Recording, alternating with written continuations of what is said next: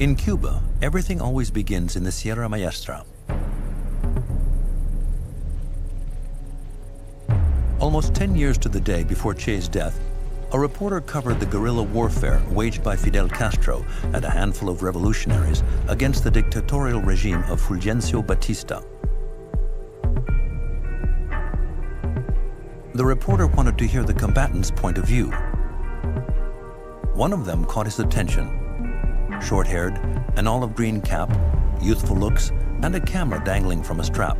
He didn't yet have the looks that would one day make him famous, but he was 29, a trainee doctor, and his brothers in arms were already calling him Che, due to his frequent use of the filler sound Che, in common use among Spanish speakers in Argentina. The report was Che Guevara's media baptism.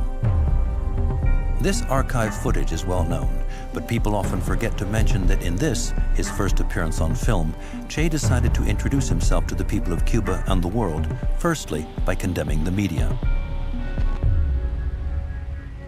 Durante todos los meses, ya son 16 los meses que hemos estado en la Sierra Maestra, han venido periodistas de muchas partes del mundo y se han preocupado de la parte, digamos, anecdótica de esta guerra de guerrilla. Hoy aprovecho la oportunidad de la visita de un periodista cubano para dar al pueblo de Cuba el primer saludo que tengo oportunidad de dar. The shot is cut here, so we don't have a chance to hear the deep reasoning behind his engagement, nor the guerrilleros' overall revolutionary plan. Because the reason Che had chosen to join in this crazy venture was that he knew the dictator, Fulgencio Batista, was head of a puppet government backed by the United States, and that Cuba was only 90 miles away from the coast of Florida and living under America's control.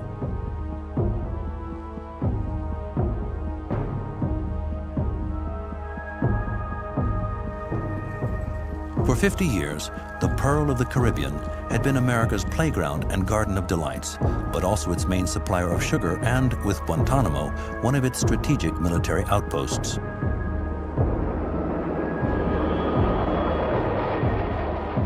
By fighting guerrilla warfare here, Che Guevara and his Cuban comrades believed not only could they orchestrate the triumph of social revolution on the island, but also by inflicting a first defeat on the imperial power of the United States, paved the way to freedom for all other Latin American countries. In the meantime, Fidel Castro, who had promoted Che Guevara to commander, gave him the task of developing infrastructures which were for guerrilla warfare. Every assignment that was ever given to Che, it was because he was the right person, the best person for that job, and because he had distinguished himself in the fighting and in the leadership. As the commander of his own force, he had a kind of an autonomous region in the mountains, and while he was there, he created many things. It included everything from making boots to uniforms, to a bread oven, farming in collaboration with local peasants, but an effort to be truly self-sufficient.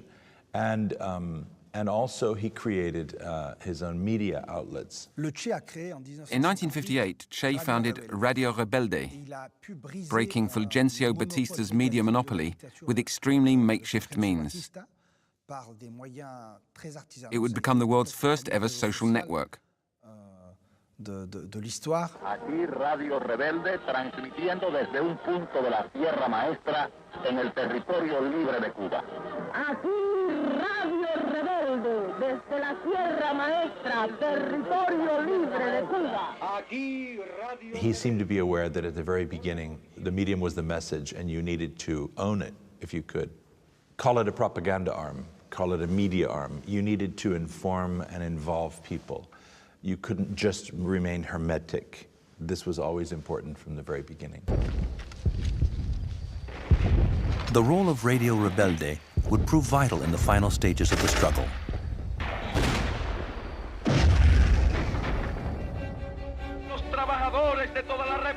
Over the airways, on January 1st, 1959, Fidel Castro launched an appeal for a general strike and proclaimed the triumph of the revolution.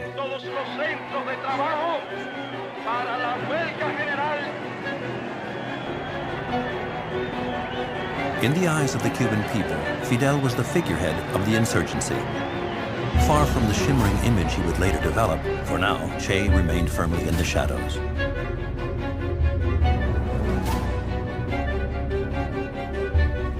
And even though he appeared before the flashbulbs and cameras of reporters now flocking around the rebel army, with all the distinctive symbols of the guerrillero in popular myth, the combat fatigues, cigar, black beret, sparse beard, and hair, his face was practically unknown.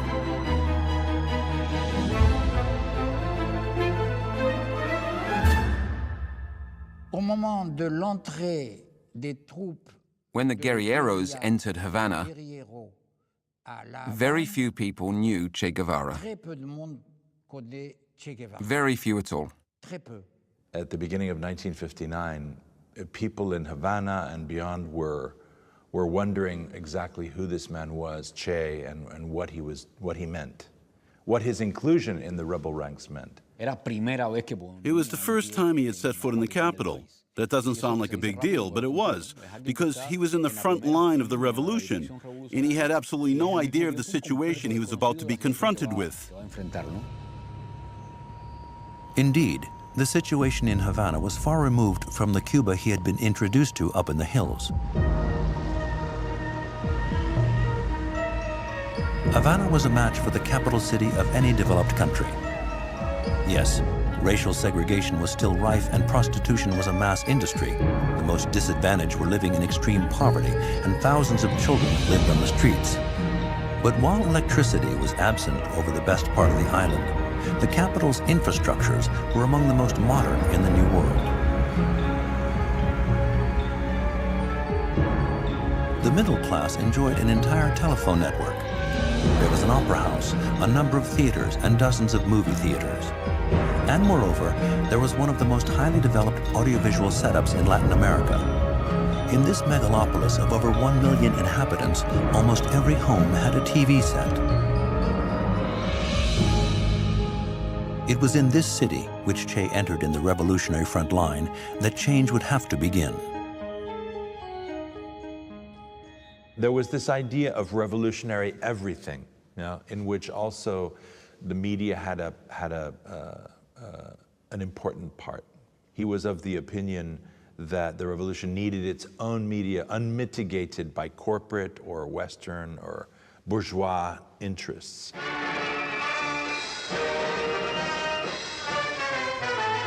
It wasn't down to chance that the first measure taken by the fledgling revolution was the founding of ICAIC, the Cuban Institute of Cinematographic Art and Industry, which produced its famous noticieros, which were shown before movies in the island nation's movie theaters.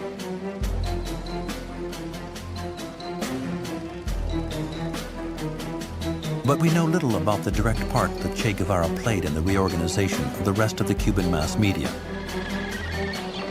A mere 2 weeks after revolution was proclaimed, he founded Prensa Latina, the new Cuban press agency, which was meant to rival the major U.S. news networks and spread the revolutionary message throughout the world.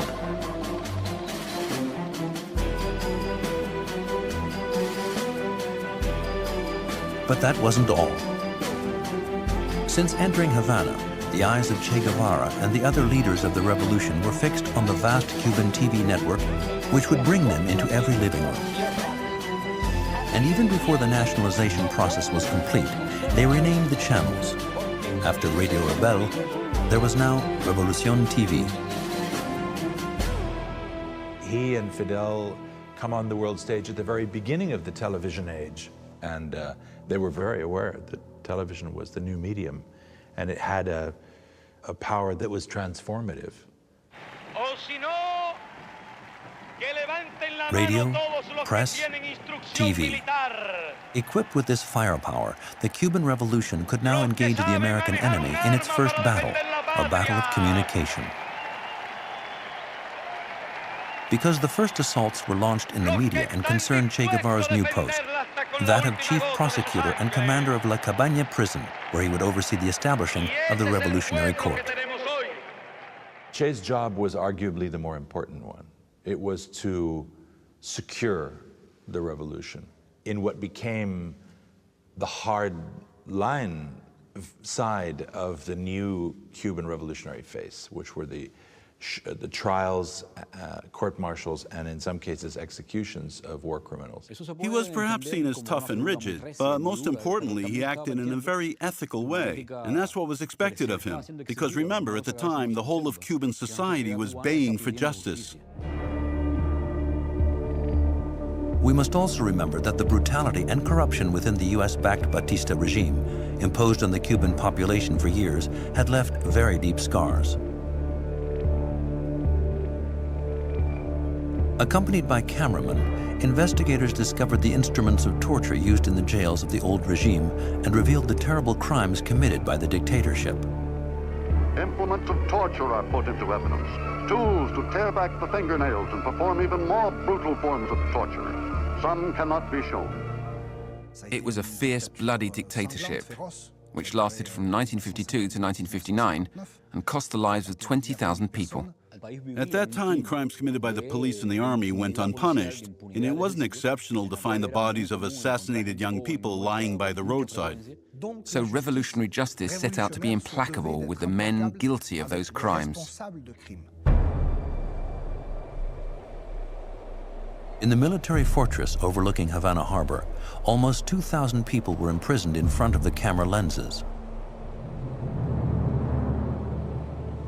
Che Guevara set up revolutionary tribunals on a similar basis to those established after World War II. The death sentences began to mount up, like for Cornelio Rojas, the former chief of the Santa Clara police.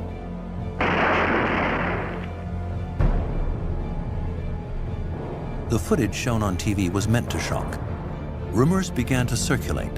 The foreign press set alarm bells ringing and denounced the thousands of summary trials and executions. The U.S. Congress demanded an inquiry. Before the media, Che Guevara suddenly changed from being the prosecutor to the accused. People talked about thousands killed and innocents and that he was a sadist and a torturer. None of that's true. Contrary to what has been said, there was no bloodbath with hundreds of people executed every day. It's true that some trials were summary and drew people's attention because of that. But summary trials resulting in death sentences have always raised a lot of eyebrows. It was used by the imperialist powers to attack the revolution, of course, and to put it in the worst light, that these are just arbitrary executions. It was the opposite.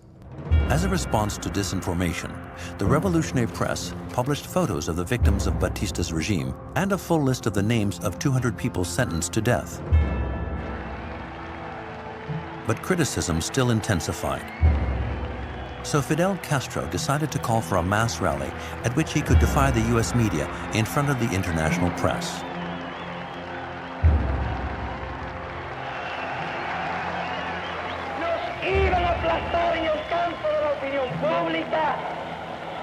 Se han encontrado con que la revolución cubana sabe también pelear y ganar batallas en este campo.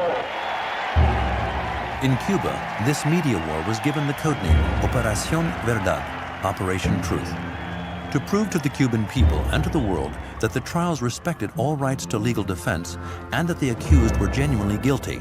Fidel Castro asked Che Guevara to organize, on a single day, January 22, 1959, a long series of trials. C'est sur la piste du Palais des Sports devant 17 000 Cubains que se déroule au milieu d'une ambiance extraordinaire le premier de ces procès. Prensa Latina and Revolución TV had their part to play as well, by covering the event and broadcasting it to over 400 reporters from all over the world. Séance dramatique au cours de laquelle l'audition des témoins atteint parfois au tragique. Voici parmi eux un enfant de 12 ans. Il désigne l'accusé. Il a tué mon père. La foule hurle, tuez-le. Quelques heures plus tard, Blanco était exécuté. But there was further controversy when the Cuban revolutionaries were accused of holding showcase trials like those which had been staged in Moscow. For Westerners coming from the United States or perhaps Europe, this looked like famous show trials or kangaroo courts with a Roman circus, with crowds yelling at the condemned and so on. The first battle in the media war was lost. The name of Che Guevara was more widely known, but he had been given a new nickname by counter-revolutionaries, the Butcher of La Cabaña. Fidel Castro suspended the trials. Che wanted to continue. Fidel felt that the political capital was too great in continuing, and he stopped it.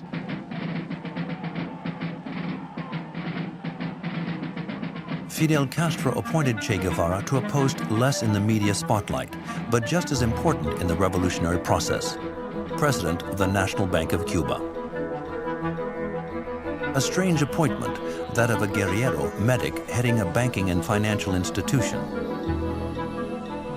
His first symbolic actions may have raised a smile, but they did allow him to be viewed in a more favorable light. He signed the Cuban banknotes from that point on with just Che. I think it was a way of expressing his contempt for money. Some saw in this a form of contempt for money, but everyone already knew him by the name of Che. That's what Cubans called him. And Che wasn't Ernesto Guevara de la Serna. He was Che.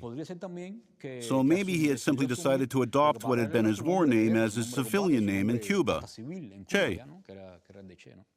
Talking about his own role as the president of the bank, he said, "I'm more of a guerrillero than a bank president." So he acted like a guerrillero, blow by blow, attempting to defeat the enemy. And the enemy, first and foremost, was imperialism. At the time, the National Bank was a super ministry, a financial super department. It was not only in charge of issuing currency, but also of cash flow, international transfers, control of the country's resources, overseas purchases, and import permits. It remained a bank. It was technically a national department that took all the major decisions regarding the Cuban economy. So Che held a crucial position. This central role cast him into the spotlight. And although Che still seemed to remain in Castro's shadow at the signature for the nationalization of U.S. banks, it was he who became the star of news reports when, to avert the first economic retaliation measures established by the United States, agreements with the major socialist powers were concluded. The banker who smoked a banker's cigar but dressed in combat fatigues bemused his counterparts and the foreign press.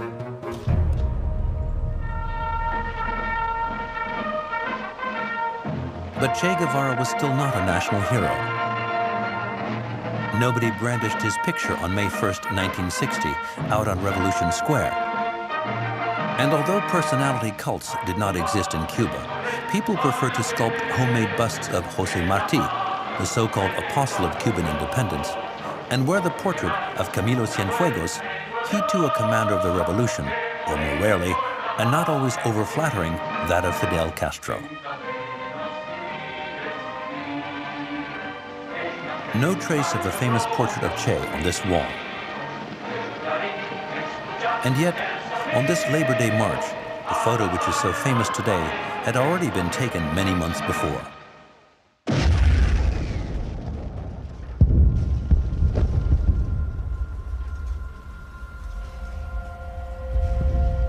The French freighter La Courbe explodes in Havana Harbor.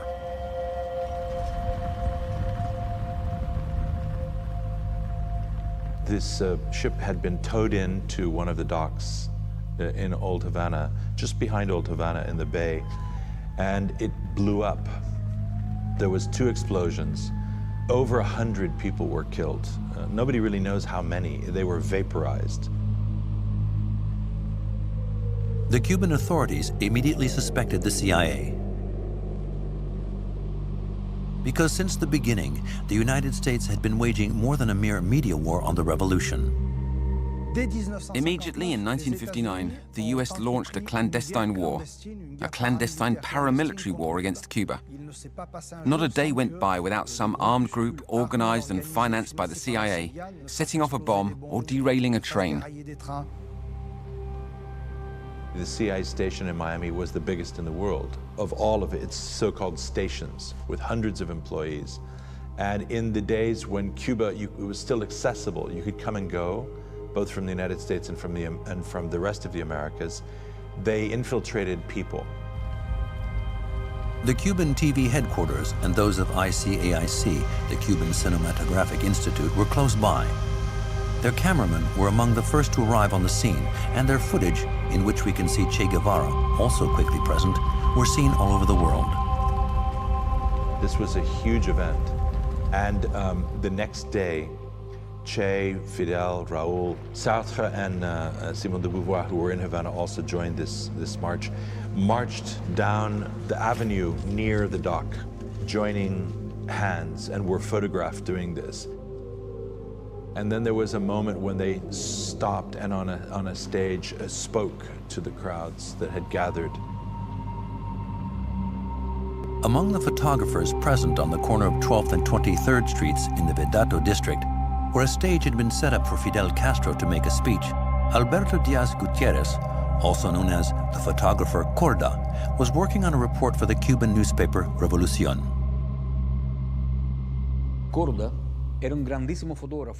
Corda was a fantastic photographer who had started out in advertising.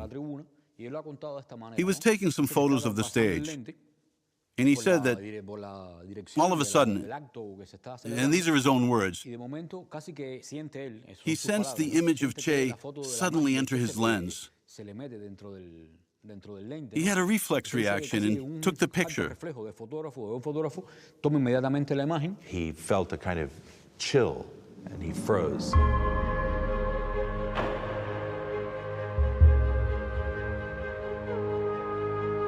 The picture he took is this incredible, famous image of Che looking as if into history itself, this look of the implacable revolutionary, seeing beyond the present almost. It's a totally hieratic image. You can see power, energy, and determination, but at the same time, great physical beauty. It's as if it were some kind of prophetical announcement. Revolution. You can see revolution and revolutionary romanticism. That's what you see in it. This photo, which Corda entitled Guerrero Heroico, the heroic guerrilla fighter, didn't become famous immediately. It was too out of focus, and Revolution preferred those of Jean-Paul Sartre or Simone de Beauvoir, who were much more famous than Che at the time. But contrary to the long-standing urban myth, the photo wasn't just gathering dust in a drawer for years. Without anyone really noticing, it appeared several times in its definitive format. Like here in the bottom corner of a page of Revolución to announce a public conference to be given by Che. And yet, it was a time when Che himself was emerging more and more. But that was less due to this photo than to the covers of Western magazines, which were the first to focus on him. French photographers like Henri Cartier-Bresson, but also visiting American reporters who were struck by his handsome good looks and charisma. He was dramatically handsome.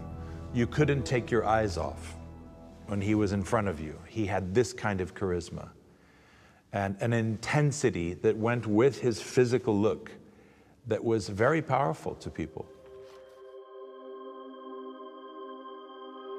Between ads and fashion reports, portraits of Che began to adorn the inside pages of U.S. weeklies. But because Fidel Castro was still popular in much of the United States and seemed relatively moderate, since the Cuban Revolution was yet to be declared socialist, the conservative propaganda machine turned their attention to Che to stir up fears of red peril during this period of Cold War. The prestigious Time magazine, no less, gave him the front cover and called him the brain of the revolution. And dozens of documentaries were made to denounce his almost Mephistopheles-like influence. Ernesto Che Guevara. Che Guevara has now worked himself into one of the top spots in the 26th of July movement and exercises a Rasputin-like influence over Castro. He hates the United States. That's a very American way of stating things. That expression, the brain of the revolution, would certainly have raised an eyebrow with Che, because it's not a very Marxist viewpoint and shows no understanding of what the revolutionary process is. But it's true that Che, through his theoretical education and his capacity for discipline and study, had become crucial to the political and economic management of the revolution. And in practice, he took on more and more roles.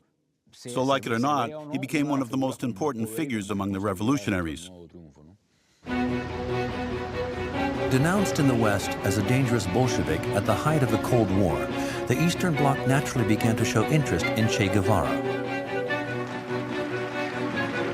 Especially as, since the 20th Congress of the Communist Party and the denunciation by Khrushchev of the personality cult and its consequences in the Soviet Union, Moscow was seeking new figures to inspire the people.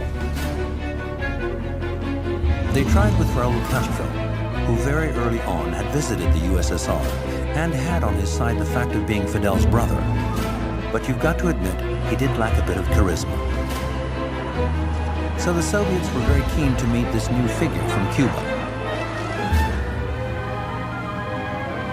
During his trip, all the stops were pulled out. He was put on view and filmed, and a number of reports were dedicated to him. And the seduction was reciprocal. The Soviet Union wanted to take ownership of the Cuban Revolution, and their treatment of Che was a way of giving Che, and Cuba as a whole, the illusion that the global fatherland of socialism was also the fatherland of Cuban socialism. Наступил великий праздник 43-й годовщины Октябрьской революции. Приветствуя руководителей советского правительства, москвичи обращали слова дружбы к посланцам героической Кубы. This exposure turned Che Guevara into a leading figure in the socialist camp and in third world countries. He made visit after visit to Indonesia, to China, where he met Mao, and to North Korea, where he was given a state reception by Kim Il-sung. Then a little later to Algeria, where Cuba, and especially Che Guevara, supported the National Liberation Front, and where the recently independent people welcomed him as one of their own.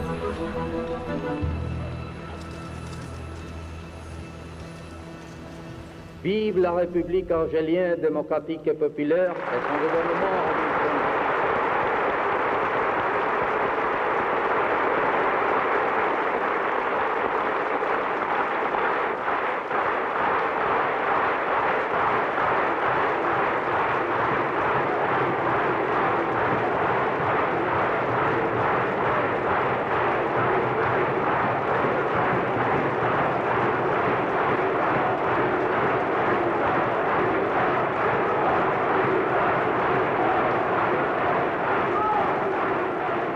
Vive l'armée nationale populaire.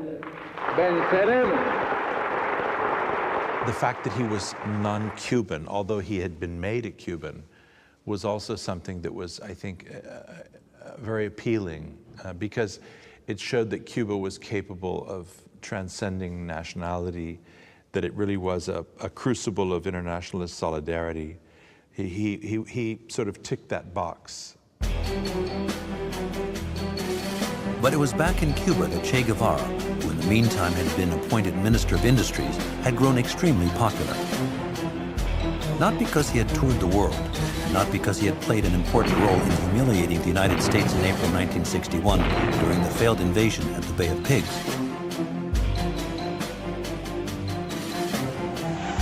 He didn't even stand out during the Cuban Missile Crisis of October 1962. In these last two events, it was always Fidel Castro who remained firmly in the spotlight. The reason he became a major figure is because on the island, he was at the very center of an economic debate which filled all press and TV news space, and which had evolved into a battle between the upholders of hardline Stalinism, known more discreetly as Orthodox Communists, and the new Minister of Industries. There hadn't been a debate like that one in a revolutionary process for 20 years, when Lenin was still around. The debate went public. It was in magazines and so on. And everyone defended their stance, with mutual respect, of course, but it was all very controversial. To grasp the complexities of the debate and understand how it brought Che Guevara to the front of the stage, we must remember that it was a critical period. The United States backed up its military aggression against the island with tough economic measures. One of the longest and toughest embargoes in history had just been imposed. Shortages soon began to be felt. Manufacturing companies were hit hard as they no longer had raw materials to convert into products. And for the population, ration books were introduced to guarantee a minimum level of subsistence. The effect on the morale of part of the population, worn out by 3 years of revolution, was catastrophic. Absenteeism increased in factories, and bureaucracy slowly paralyzed business. Cuba was caught in a vicious cycle. So within this context, the question facing the Minister of Industries now was how to convince the population to pursue its efforts. The question was whether to apply the management methods of the Soviet Union, which, since the day of Stakhanovism, was based on the notion of convincing workers to work more so as to earn more. But that creates competition between workers and also a segment of workers with more privileges than others. And Guevara rejected that. He promoted the idea of moral incentives as opposed to material incentives as the trigger for new socialist man and for the correct way forward for the Cuban Revolution. He had to develop revolutionary consciousness among the people. Altruism had to overcome individualism. Solidarity had to replace selfishness. The satisfaction of fulfilled duty or moral reward had to become more important than material reward.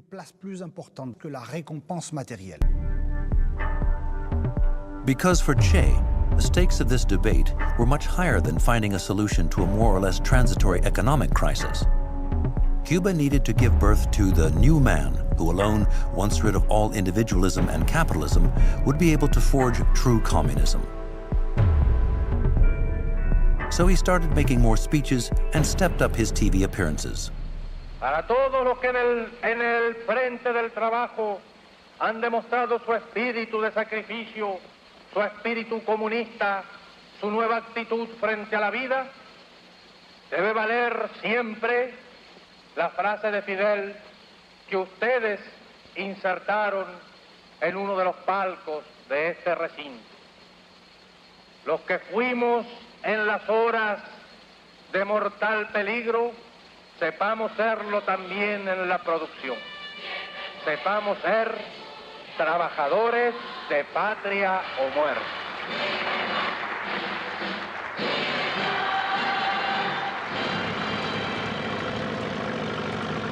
But in order to convince the people his ideas were fair, rather than debate endlessly and launch bold appeals, Che Guevara decided to put his ideas into practice and lead by example.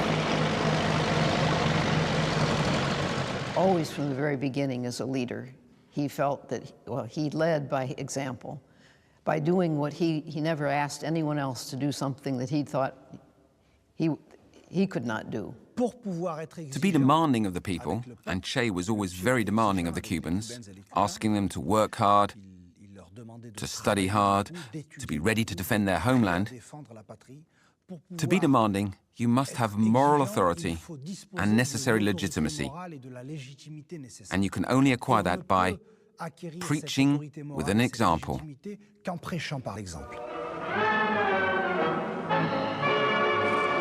The true school for Che's new man was notably unpaid voluntary work, done in one's spare time, on top of one's daily quota of work and other tasks. And Che Guevara led the way.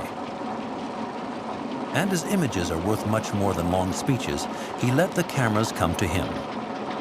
El comandante Ernesto Guevara, ministro de Industrias, se destaca en el trabajo voluntario, en el que participan 1.500 trabajadores que han producido 40.450 metros de telas en 9.090 horas, además de la labor de reparación de los telares y limpieza de las máquinas.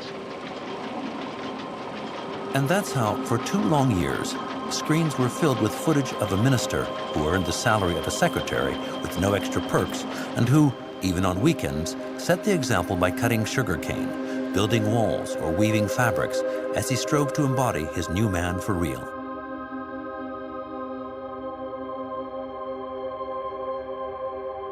He didn't pose exactly, but he also allowed photographers to follow him.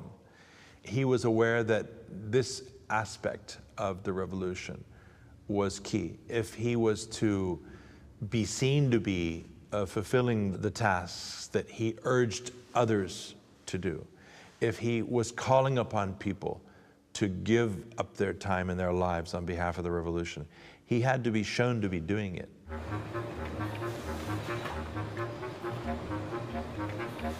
There was no vanity here, no posing. These images didn't set out to create a new idol, to build a personality cult, or to act as communication, as we now call low-intensity propaganda. The Minister of Industries participated in the efforts of the people, and it was no play act, because when the camera stopped rolling, Che kept on working.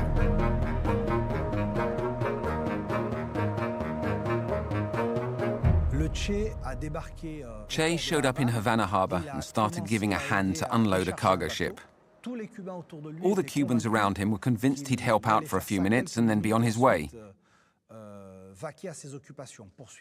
But what a surprise they had when he stayed there for several hours and didn't leave until the last sack was unloaded.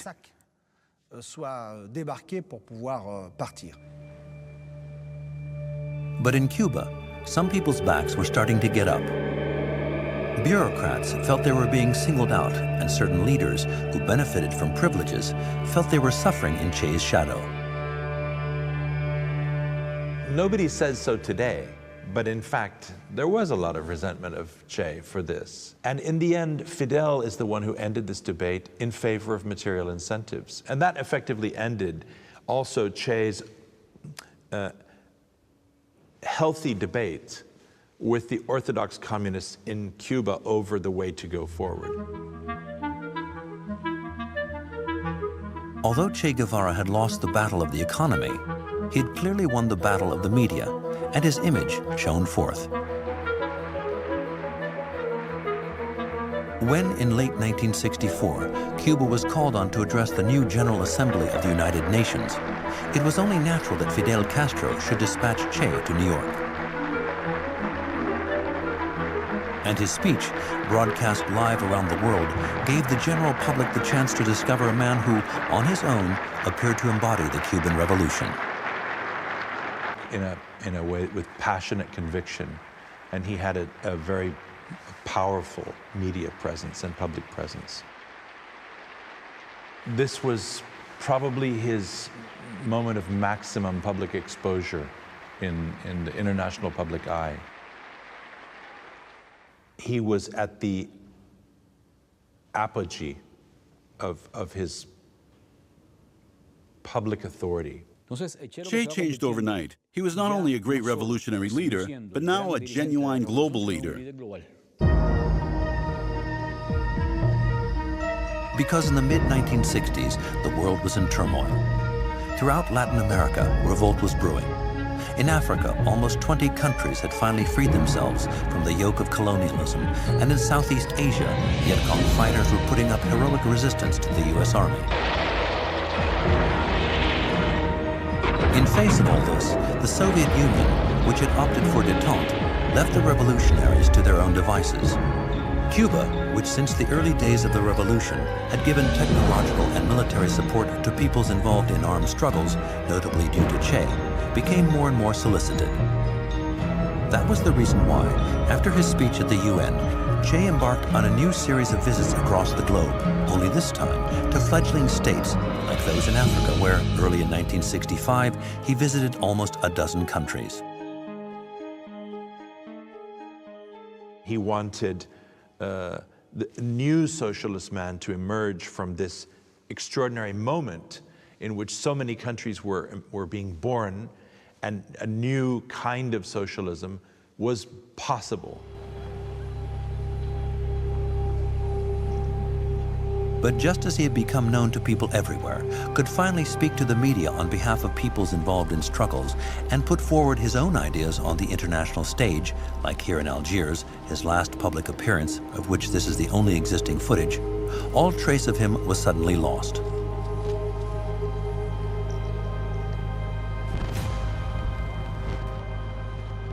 Che disappears from the world stage suddenly. Here he is, a minister in this revolutionary government. He's been on the world stage. He's met with the world's leaders. He's called for action in Africa, Asia, Latin America. He's associated with guerrilla struggles around the world, and he suddenly disappears.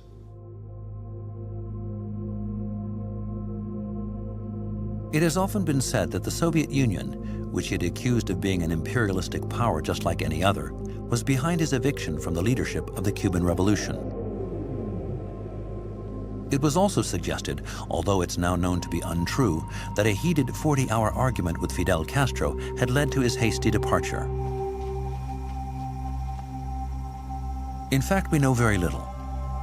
The one thing we are sure of is that for a long time, and especially once he believed the Cuban Revolution to be well consolidated, Che Guevara wanted to take up real arms again and continue the armed struggle against American imperialism. It was coming, the desire to get to the battlefield again, to get back to that experience of maximum idealism that he'd lived in the Sierra, where each day he was living the ideal, and in fact is what makes guerrilla warfare, for someone who thinks of themselves as a revolutionary, an absolutely unparalleled experience. Because outside of the battlefield, you have to compromise. You have to compromise with others who don't agree with you, adversaries far and near. And this was what he was trying to get back to.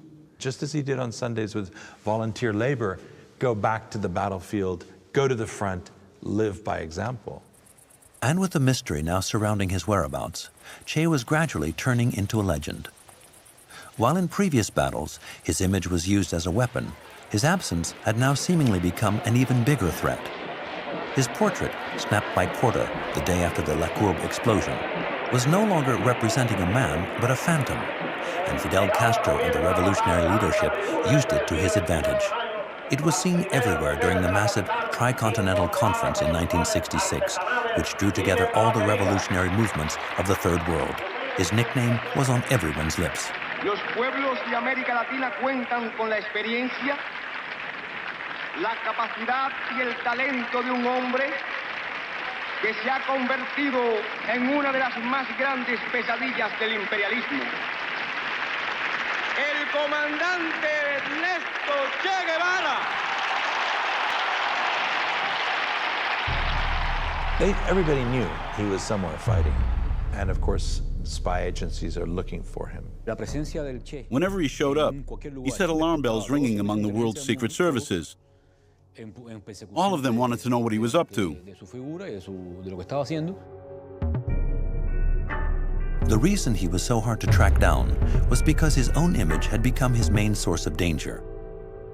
So to avoid detection, Che needed to become anonymous again. First of all, in the Congo, where he had to keep a low profile. He was even forbidden from going to the front for fear that the color of his skin would betray his identity to the authorities.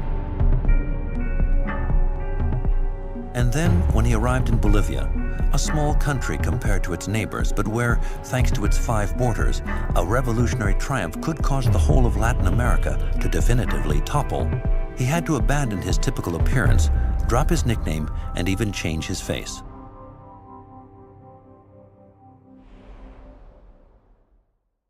Che's face was well known across the globe due to his media exposure. So for safety's sake, he had to disguise himself. And he came up with a new look so nobody would recognize him.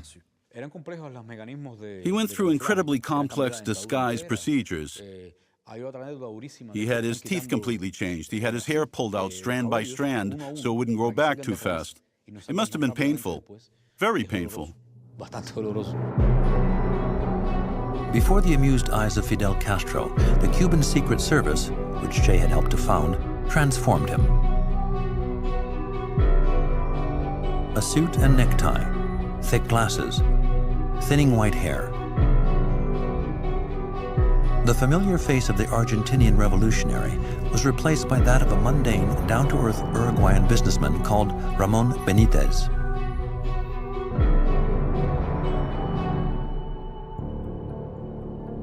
But despite the talent of the Cuban makeup artists, his disguise finally wore thin. For after several months of guerrilla warfare up in the Bolivian mountains, Che Guevara had returned to normal and word began to spread about him. It was a newspaper which first hinted at his presence and drew the attention of the Bolivian authorities and the CIA.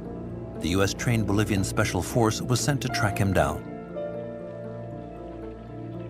After a battle in which 2,000 men attacked the remaining handful of guerrilleros still fit enough to fight, and despite their fierce resistance, Che Guevara was arrested. Taken to the village of La Higuera, a last photo of him alive was taken.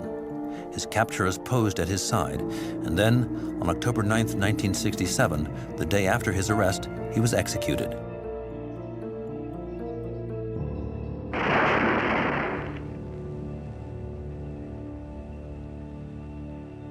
His belongings were shared out. His body was put on display in a hospital laundry house, and the press was summoned to immortalize the event. Then, in a twist of fate, when his hands were amputated for fingerprint testing by the CIA, they were sent wrapped in a copy of that day's newspaper.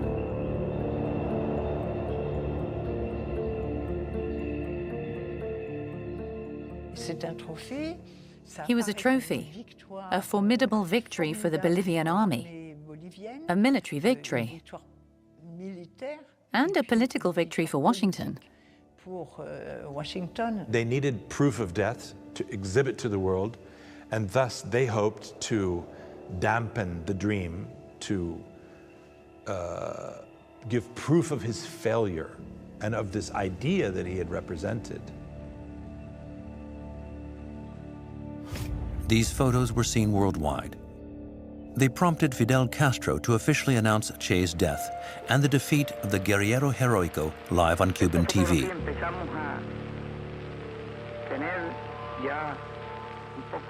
And yet, paradoxically, the filming of his body and the nature of the way he was displayed and his actual physical look